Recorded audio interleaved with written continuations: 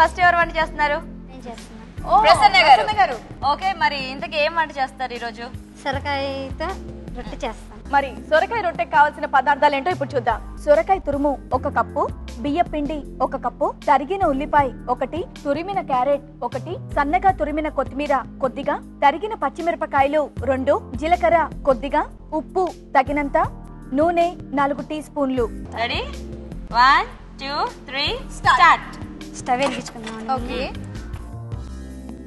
Oil వేసుకుందాం. 1 cup బియ్య పిండి, కొంచెం సాల్ట్, కొంచెం జీలకర్ర, ఓకే, క్యారెట్ తురుము, ఓకే, ఉల్లిపాయ తురుము, ఓకే,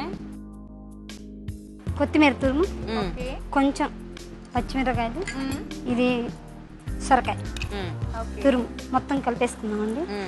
ఓ పేపర్ మీద ఆయిల్ వేసుకొని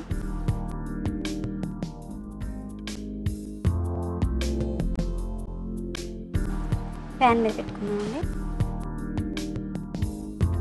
ఇప్పుడు ఈ రొట్టెల్లోకి ఏంటి ఏమన్నా కాంబినేషన్ కావాలి? ఏం అవసరం లేదండి. ఏం అవసరం లేదా? తీసేద్దామా?